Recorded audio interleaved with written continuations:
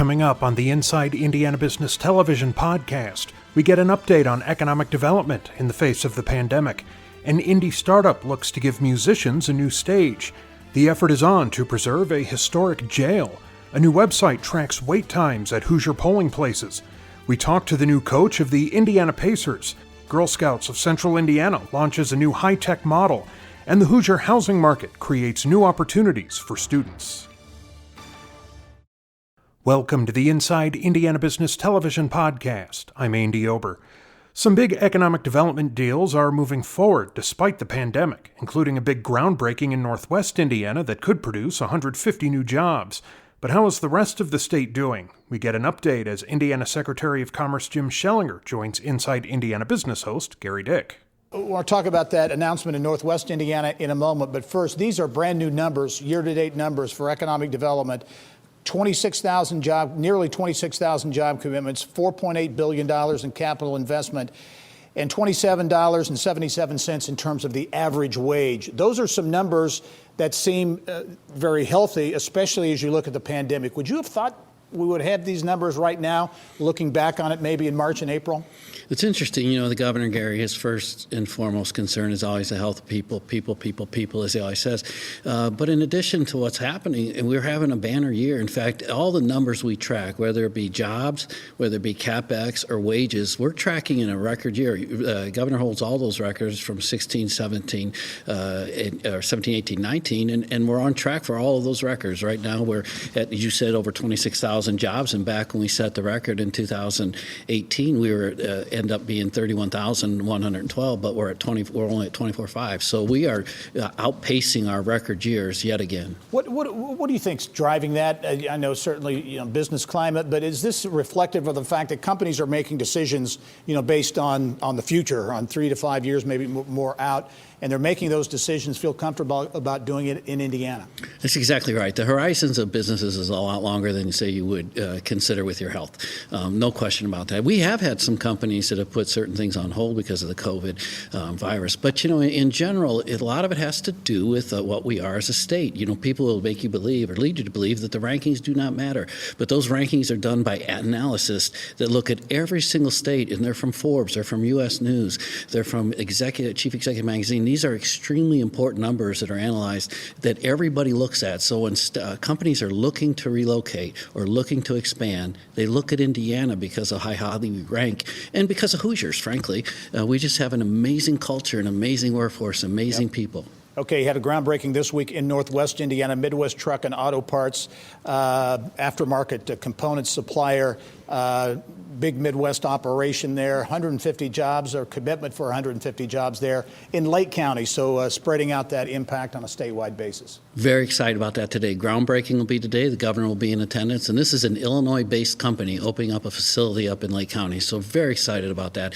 And as you know, I was up there yesterday for the Westlake Corridor. Amazing expansion that will change the economics of Northwest Indiana for the long term. Very quickly, touch on that because it is a generational project for those outside of Northwest Indiana may not realize how long that's been talked about and how potentially game-changing that could be for the region. It's a multi-million-dollar project. $324 million of it came from the federal government, and this will extend the South Shore from Dyer, from Hammond, all the way to Dyer. That will then be in addition to the double tracking, and we will be able to get from Dyer, Indiana, up to Chicago in 45 minutes. Wow. This is going to open up a whole new economy, thousands of new jobs, and billions of dollars investment in the future. All right, let's talk about statewide impact because so much is focused many times on Central Indiana. And the numbers I mentioned, the capital investment, about $3 billion of the nearly $5 billion in Central Indiana. But outside of Indianapolis, you look at the southwest portion of the state. Coming in next, almost $1 billion in investment there. A lot of it fueled by Toyota with doing big things in Southwest Indiana. That's right, and it's happening all over the state. We have job announcements from Steuben County to Posey County to Jeffersonville, Clark County, up to Lake County to Tippecanoe, and all the way to Wayne. And certainly we track Central Indiana, which we count 34 counties of Central Indiana from east to west, up to Howard, down to Monroe. But it's very proportionate when you look at the different counties. There's 15 of them that we actually track together and consider that Southwest region. And they're doing really, really good. They've had over 1,500 jobs here this year and a CapEx of almost $1 billion. And there's announcements waiting to be made that will be coming in the near future. Good. Should also mention that we only have 30 seconds, but Northeast Indiana, $335 million, 2,500 jobs, no Forest River, Paragon among some of the announcements up in that region. Northeast Indiana, I always say the poster child for regionalism. They really, 13 counties up there, and they pull together and they do things very, very cohesive. And they've realized up there the power of regionalism, and it's better there's safety in numbers, and they do it really well there. All right, Jim Schellinger, the Indiana Secretary of Commerce. Some brand new numbers on economic development. A surprising look, even during the pandemic, at some numbers perhaps on a path to another record-breaking year. Jim, as always, thanks for joining us. Thank you, Gary. Since the pandemic began, musicians from around the world have had to completely change how they engage with fans. Indianapolis-based startup Mandolin is helping them get that done, providing a high-tech live streaming platform. Chief Marketing Officer Megan York came on the show to talk about how the platform is providing a much-needed lifeline for musicians. It's, I think, a fascinating story and really that a fusion, if you will, as you and I were talking a moment ago off camera, of technology and music, and it's all happening, it's all coming together right here in Indianapolis. Talk about how Mandolin really came about, because it really did address what was one of the real effects on the music industry from the pandemic. Yeah, you're exactly right. You know, the pandemic has really sort of decimated the music industry, and our co-founders saw a really, really great opportunity to be able to bring live music back into fans' homes. Nothing connects us like music does, and I'm a huge live music fan myself. So during the pandemic, was really missing that. So, we're bringing live music back to people, and then we're also giving, artists and venues that have really been hit economically by the pandemic the opportunity to perform again and sell tickets again and prosper from their art. So it's very exciting to be doing that here in Indianapolis. Yeah, give us a kind of a thumbnail sketch of the business model, Megan, of how it works and how it competes. There's a lot of free content out there, but I think Mandolin offers kind of a unique experience that really is attracting folks. Yeah, it really does. So, if you'll remember when the pandemic started, there were a lot of artists streaming from on free services from their living room or couch or things like that, which of course, we all appreciated. But Mandolin really is, kind of taking that live music experience to the next level. So high production value, getting these artists back into the studio or back on stage. Our clients are really the artists and their teams and the venues. So we work with all of them to plan the show, plan the content, market the show, ticket the show, all of those things, and then facilitate them with the fans streaming the show and giving them access to it. Mandolin certainly has been on fire since launching in March.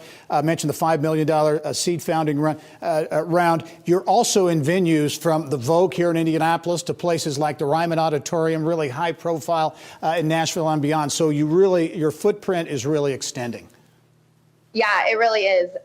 Very excited, like you said, to be working with a lot of the venues here locally. The Ryman was a great win for us. They had limited capacity seating for shows, and then they wanted to open those shows up to thousands of additional people that they couldn't have in the venue. So we've been streaming shows from there.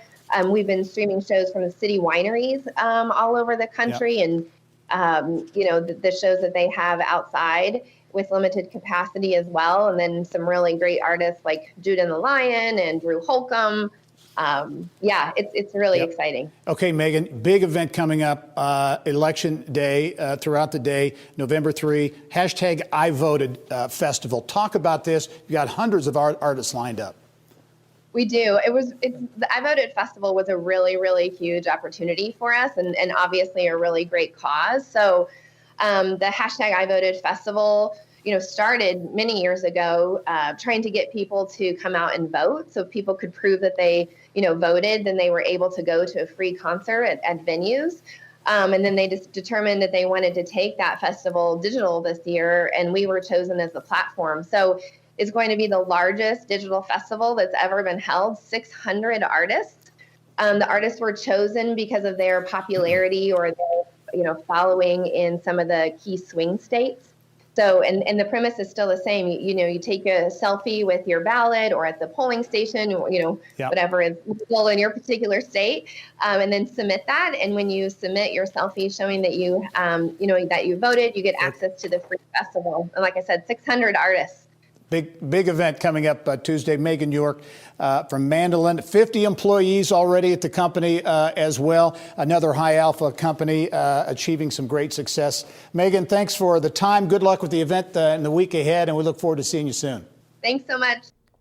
At the end of the 19th century, many Midwest governments required county sheriffs to live next door to the jail to maintain security.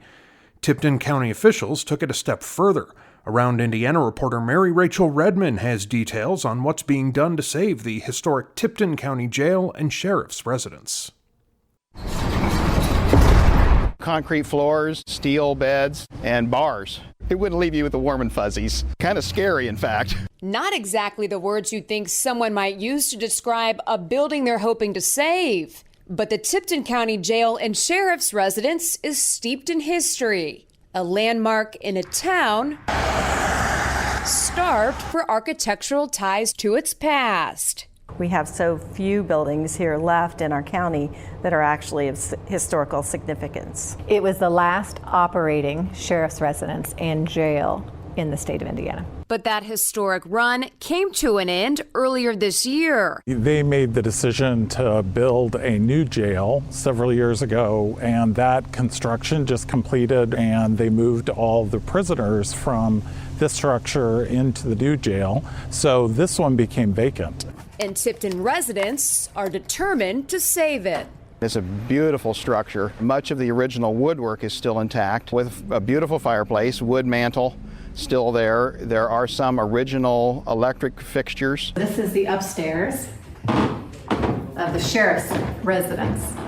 At the end of the 19th century, several state governments, especially in the Midwest, required sheriffs to live next door to the county jail. And in the case of Tipton County, the sheriff's family residence was actually attached to the jail. When this residence opened in 1895, it was then lived in all the way to 2006. It tells us what life was like in the 1890s and the early 1900s. Once treasures like that are gone, they're gone forever.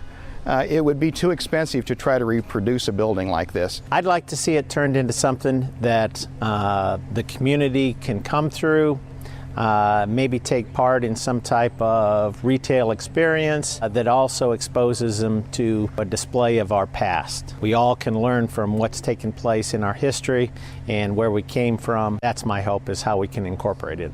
Mary Rachel Redman, Inside Indiana Business.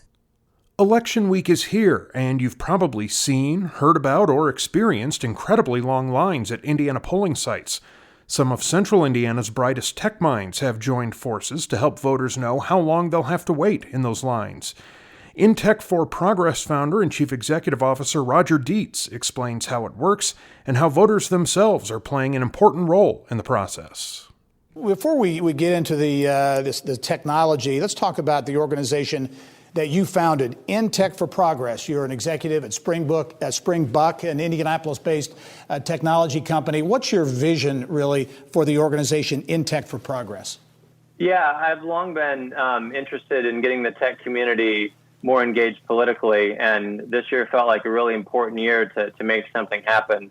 And so we started InTech for Progress with a vision that we could help out in this year's election, but then eventually we could be motivating members of our tech community who have skills and resources that could really apply to civic projects and make change. Anyone who's been around Marion County has seen the long lines at polling places all over the county. So this idea really has relevance right now. You've engaged a number of tech companies, Springbuck, Lessonly, Anvil, among others. Talk about the pieces involved here and how this all came together. Yeah, so I've been a longtime friend of the founder of Vote Safe Indiana, and we were discussing some ideas for how the tech community could apply their skills and resources to help out in the election. And meanwhile, Lessonly also had raised their hand and wanted to help and got the idea to build a website for reporting voting times But we knew we were going to need data to power that site, and we knew we were going to need to enable technology to those volunteers to submit that data. So between Lesson Lee and VoteSafe Indiana and InTech for Progress, and then Anvil, we started to work up the idea for bringing all these different pieces together so we could report on the vote times. Let's talk about how it's being accepted. How it works, pretty simple. Folks go to a website, right, and they can gauge the wait time at their particular polling place. Talk about how this is being accepted and how many people, at least so far, have taken advantage of it. Yeah, it's been really resonated with the community. Some of our numbers over the past few days, we've had around 36,000 folks visiting the site. I hear lots of stories, just word of mouth, people saying that they've used it in their voting. We know that we have nearly 200 volunteers that came in to help report those times. We've had a massive influx in volunteers over the past few days. So it's really reached adoption quickly. Again, the website is IndyVoteTimes.org. Roger, as you look going forward, obviously Election Day coming up on Tuesday, but beyond this, is this the start of something that you think can be a real catalyst for engagement of the Indiana technology community in politics and really community engagement? Yeah, I really do. So clearly the idea is resonating now. We feel like this is something that could be taken statewide and even beyond. And from the tech community's perspective, we're collecting a lot of data here that we think can be used then to influence public policy going forward. And I know that we have a ton of folks in the tech community interested in being more engaged. And so I think showing the success of this first project will really build momentum to work on future projects. The Indiana tech community growing in so many ways, and in this example, in terms of engagement in the community as well. IndyVoteTimes.org. You're going out to vote. You want to check the wait times at your polling place. You go to that site, IndyVoteTimes.org. Roger Deitch, an executive at Springbuck, also the founder and CEO at InTech for Progress. Roger, thanks for joining us. Look forward to seeing you soon. Thank you so much, Gary. It's been a pleasure. Remember, you can catch Inside Indiana Business Television on stations throughout the state every weekend. Head to InsideIndianaBusiness.com to check listings. The basketball goal where Nate Bjorkgren shot hoops and dreamed of landing in the NBA still sits on his parents' garage in the town of Storm Lake, Iowa.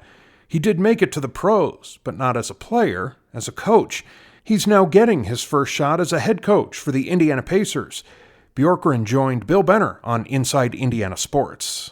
Some of the themes, and again, everybody said that during the interview process, you came out with some themes that really clearly elevated you. Talk about generally what you tried to emphasize during that interview process, Nate. Yeah, it was a very good interview process. It lasted nearly a month. Started with a Zoom call, probably an hour and 15 minutes there. Very good conversation, had good flow, good rhythm. Then a few hours later, I got invited back to an in-person interview in Indianapolis, which was a Sunday evening and an all-day Monday event. And then all the way up to the phone call for when I got the job. But every part of that interview process was very important. I enjoyed the basketball conversations I had with Chad and Kelly and Kevin Pritchard. Very good conversations, but there was a lot of, there's so many good coaches out there, so many, but I think they might have liked the creativity and the management of the team and theories on offense and defense and how we want to be very disruptive on both ends of the floor. So those are the ideas that we talked most on, and I believe those are the ideas that I shared are why we're sitting here today. And it's an honor to be the head coach of the Indiana Pacers. And Nate, you come as an assistant in the NBA, but you've had head coaching experience with 4 different teams in the G League, and that's actually where you met Nate Nurse, who you eventually hooked up with again in Toronto and won a championship there. Just talk about your time in the G League and then your relationship with Nick Nurse. Yep, yeah, Coach Nick Nurse. He gave me my first opportunity 14 years ago. That was as a volunteer assistant, which was then the D League. It was with an expansion team called the Iowa Energy. And we spent many hours, many days together. We've coached a lot of games together. I've learned an awful lot from him. and I was his assistant coach for 4 years there in the D League. And then the next 4 years, I served as a head coach. I was head coach of the Dakota Wizards, the Santa Cruz Warriors. I went back to Iowa to be the head coach of the Iowa Energy, and then the Bakersfield Jam. And all four of those spots during my head coaching time there were very memorable for my family, for myself, the players that I coached. It was, minor league basketball is a lot of fun to coach in, to develop your own philosophies as a coach. Things change so frequently. You have two guys get called up, one guy gets traded, one guy goes overseas, so your roster changes constantly. So it really prepares you as a coach for when you get opportunities like this at the next level. Talk about, there's a saying here, in 49 states, it's just basketball. This is Indiana. I know you addressed that in your initial press conference, but Indiana basketball is a very kind of sacred thing. Very much so. My daughter's in 5th grade. My son is in 2nd grade, and they are very excited to be a part of it. The great high school basketball in the state of Indiana, the great college basketball, and of course the Indiana Pacers. We are, myself, my wife, my children, they're excited to be in the public school system, to be a part of the high school rivalries. And myself, or if I can't take them to games, my wife take them to the great high school boys and girls basketball games that take place in this state. So it's going to be a lot of fun for my family to experience, and for us as my family to meet the great people in this state and the great Pacer fans everywhere. Nate, as we wrap up, we've got just about 45 seconds left. Talk briefly, if you could, about the conversations you've had so far with the players that are coming to your roster here sooner, hopefully, than later. Very positive. I've talked to them all multiple times, text them all multiple times, seen some of them. So it's a great group. Not only are they great basketball players, they're even better people. They're even smarter people. So this is a team that's very intelligent, that plays hard. They're ready for disruptive style of play that we continue to talk about. And I'm looking forward to coaching them, but even to get to know them more and more, and their families and their lives. It's been a lot of fun. Well, Nate, we certainly appreciate you again making the time. We can't wait to see you here in Indiana. We can't wait for the start of training camp, as I'm sure you feel the same way. Best wishes, and sooner, again, hopefully sooner rather than later, we'll have NBA basketball. Thanks for being on the show. Thanks for having me. COVID-19 has heightened the demand for on-site and near-site health care. Indy-based healthcare provider Marathon Health has been answering the call and has announced expansion and hiring plans. President Jeff Wells spoke with Kylie Valletta in the Business of Health. Let's start with a quick introduction to Marathon Health, and if you could explain its focus on cutting healthcare costs for companies. Sure. Marathon Health really brings a modern approach to primary healthcare delivery for employers. As you mentioned, we offer on-site primary care health center teams for large organizations, as well as near-site shared locations for other employers in communities like Central Indiana. We've also increasingly expanded virtual care delivery. And ultimately, the whole goal is to really drive improved outcomes for those employers and their employees. So improved access to care, improved health outcomes, and lowered cost of care. So you merged with Marathon Health in early 2020, just weeks before the pandemic, but it's been a very good year for your company. Can you tell us about the growth that you've been seeing this year? Yeah, thanks.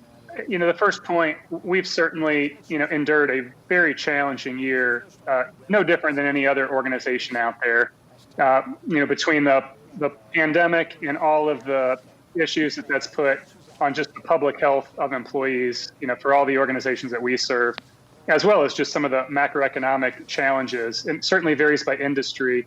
But we feel so proud of our team and the employers that we've partnered with to really work together to navigate the pandemic and continue to deliver, value back to those patients and those employers. And we are really pleased that we've been able to not only grow through the pandemic, but heading into next year, already have added, I think, 25 net new locations. We'll probably grow north of 30%. I think it's just a real testament to the outcomes and the value that the team delivers day in and day out. So obviously the pandemic has had a lot of ripple effects. One of those being employers are looking for ways to cut back. Is Marathon Health not one of those things that employers look to cut? I think this is really the distinction. As I talk to business leaders, across Indiana, oftentimes they initially think that what we provide is more of an amenity or a wellness type of an investment. But very quickly, as we discuss it, realizes that sort of access to an independent primary care team is really one of the most effective ways to help patients lower their cost of care while also improving health outcomes. And so for those individual patients that engage with Marathon Health teams, they save about 25% in the total cost of care compared to a similar group that doesn't engage with our care teams. And so this is really an investment that has an economic return. And so I think particularly at a time where businesses are really, scrutinizing every dollar that's invested, in particularly a large expense like healthcare, we've actually been able to demonstrate that this is one of the most important things to maintain, if not expand. Now, and certainly, the pandemic itself has created maybe even more of an opportunity for employers to think about the role that they play with the health and the safety of their employees. I know the company says it has 2 headquarters in Indianapolis and also in Vermont. But if we look at this growth through an Indiana lens, so to speak, what does it really mean for the state of Indiana? Yeah, I think, the state of Indiana continues to be one of the largest markets for our organization. We've got north of 100 sort of headquarter ambassadors, which is what we call our employees, here in central Indiana, in Indianapolis. We've got numerous health center locations really all throughout the state, as far northwest as Valparaiso and Maryville down to Madison, Indiana, and really everywhere in between. We expect right now to add about 150 jobs. Many of those, probably as many as 50 or so, will be in the state of Indiana. We're also growing in Southwest Ohio, in Cincinnati and Columbus and the greater area there. And there's a number of Indiana residents that live and work in that market as well. So the Midwest, and in particular Indiana, continues to be a real engine of growth for our organization. And we're excited about, the ability to work in a great state like Indiana. Okay, just a couple seconds left, but I know you put a big expansion on virtual care. Can you tell us about that quickly? Yeah, quickly, if you go back to March, we realized for the safety of the patients that we serve and our own clinical teams, we really needed to move away from in-person care for a period of time. We actually shifted in a matter of 2 weeks to 90% of all of our visits were done virtually as opposed to in person. It's now about 50-50, but we've probably accelerated 2 years worth of innovation just by necessity with the pandemic. And amazingly, the patient satisfaction scores are actually even higher in virtual care delivery than they have been in person. We believe fundamentally that both are critical, and relationship-based care really needs a degree of in-person support. But virtual has been a real big opportunity for us to meet the needs of our patients right now. Well, Dr. Wells, congratulations on growing your footprint both here in Indiana and across the country. Thanks for being on the show today. Hey, thanks so much. Really appreciate it. The Girl Scouts of Central Indiana is launching a new high-tech model in hopes of better serving the community. The effort includes 24 co-working spaces and 120 pop-up retail sites throughout the region. Girl Scouts of Central Indiana CEO Danielle Shockey and Launch Fishers founder John Wexler joined us with details. This is really is an innovative solution to a challenge. Danielle, I'll start with you. First of all, Girl Scouts of Central Indiana, you've got a big footprint. Talk about the wide area you serve and the number of people you serve there at the Girl Scouts. Sure. So we serve 45 Central Indiana counties, which is around 21,000 Girl Scouts and 10,000 volunteers. And so that's a lot of square footage to cover, as well as miles and urban and rural locations. Yeah, and that's, I guess, the crux of the issue there. As you began to look at things and kind of think about this co-working model, what really led you to the decision to go to this very different looking model? So previously we had 7 facilities that ranged from standalone buildings to in strip malls and so forth. And really we began studying over a year ago the number of our customers who were utilizing those spaces well. And we found that it was very low. And then we started to look at things we wanted to solve for, which is serving our membership better. And our membership didn't only live in those 7 communities, as well as raising the perception and the awareness of the organization. So getting out of just those 7 locations out to these 24 co-working spaces has frankly solved for a lot of challenges in the organization and is going to allow us to serve our mission. We can't even begin to measure the number of ways at this point. And so in steps the co-working model, the father of co-working in Indiana, John Wexler. John, Launch Fisher is a great example, I think, either the first or certainly one of the first co-working spaces in Indiana. Now there are many around the state. Talk about how this partnership really is working. Well, first of all, success has 1,000 fathers. Gary, I'm happy to be one of the many that have helped build this co-working ecosystem around the state. Really, the way it's going to work is the Girl Scouts now will have 24 different front doors around the state. It's going to bring them much closer to those they serve, but also it will cross-pollinate them with the innovation and entrepreneurship communities in every location around the state. So when you look at the excitement that I see building in the many locations that will be hosting the Girl Scouts in their communities, you're going to have opportunities to partner up on guest speakers and workshops and all sorts of entrepreneurial and innovative programming opportunities. And that, to me, is what's most exciting. And as you look at what goes on, for those who may not know, but in a co-working space, there really is an innovative entrepreneurial vibe, if you will, in those co-working spaces. How do you see that translating into really making this partnership a success? Well, it's I think what we're seeing here is the very essence of why this is important to every community in Indiana, and that is when you invest in the environment for entrepreneurship and innovation to take root, good things happen. This initiative is really an outgrowth of just a discussion and an idea with the Girl Scouts that happened more than a year ago at our last Co-working Passport Summit. We're having the next one in November, by the way. But we had the group together and we just kind of threw out this idea. They took the idea under study and ended up building this program and ran with it. And I just think it's a great example of how innovative things happen when you invest in the environment for entrepreneurship to take root. And I applaud the Girl Scouts for seeing this and taking the initiative to do it. Yeah, a lot of elements to this, Danielle. Among them, efficiencies. You look to not only gain a lot of the things you're talking about here from an association standpoint with the tech community, but also save money as well. We're going to save around $312,000 annually once this is fully actualized. And that means actualized in terms of closing some of the other standalone locations.